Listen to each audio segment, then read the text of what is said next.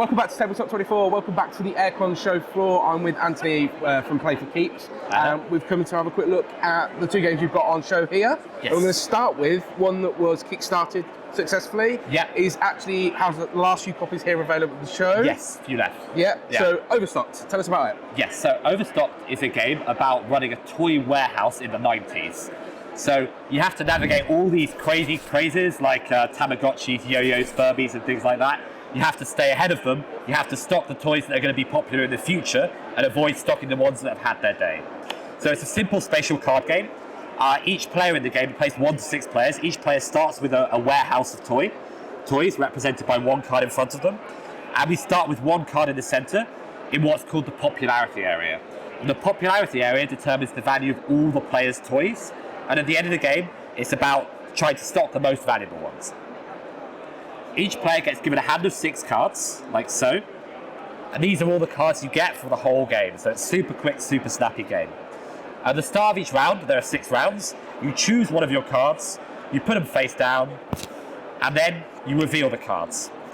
In number order, from lowest to highest, you then get to play them. So I've got a 21 here, we've got a 23 here, so I get to go first. When you place a card, you either add it to your own warehouse, which will increase the amount of toys you have to stock, or you put it into the central popularity area that will manipulate the value of the toy for all the different players. So it's very interactive. When you're placing a card, you must cover 1 or 2 toys on previously placed cards. So that would be allowed. That would not be because you're not covering any. That would not be because you're covering too many. In addition to that, you're not allowed to crush any workers because that's a HR violation. Okay, so that's the game, very simple. We'll play out 6 cards. I'll just quickly play these out so we can do an example scoring. Like so. Do a couple more myself. Why not? Like so. Yeah, that looks good enough for me. All right. At the end of the game, the way scoring works is that for each type of toy, you find the single largest connected area in your warehouse. So for me, for the pink ones, I have an area of 5, which is my largest. And you find the largest area here, which would be 2. You times those 2 numbers together, and that's how many points you score for that toy. So for pink here, I score 5 times 2, which is 10 points. For the bears, I've got 2 is my largest and 3 is here, so I would score 6 points. Yo-yos is just 1 times 1. Tamagotchis is just 1 times 1 as well.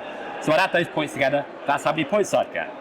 There is a twist, which is the toy that has the largest area here actually scores negatively instead of positively.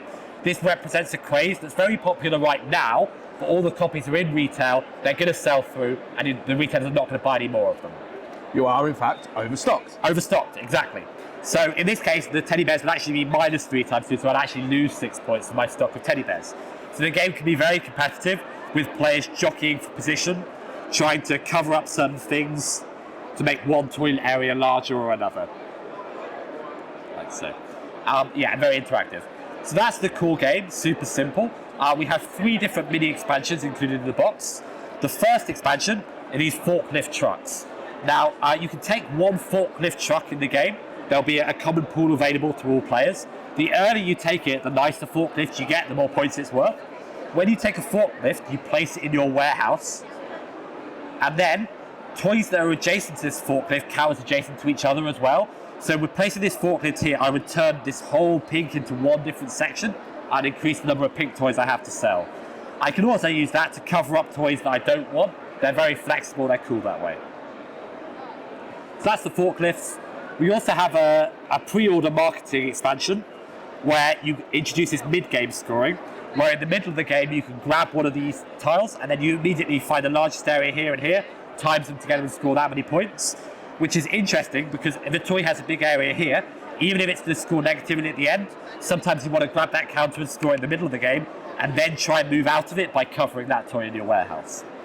And then the last one is a Schrodinger's cat themed expansion where players will be playing out these wild cat crates where they don't know what's in them. And then every time somebody plays a card with an X, they discount one kind of toy that could be in that crate. So the first time an X is played, you might be like, okay, it's not a yo-yo.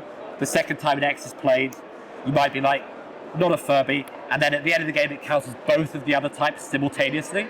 So it's a real mind-bending one. That's our most involved expansion. All of that in the box, 1 to 6 players, 15 quid available in the show. Perfect. Brilliant. That's Overstocked. Yeah. Cool. And then the other thing, very, very quickly, you've got shown off here is my favourite things. Yes. So I'll grab that very, very fast then. We won't do a full explanation. Get that. All right. So this game is coming to Kickstarter later this year. It is originally a Japanese design. It was published in 2015, made it to Western in 2018. A bunch of people played it and loved it, but it's been sold out, not available in the UK ever since.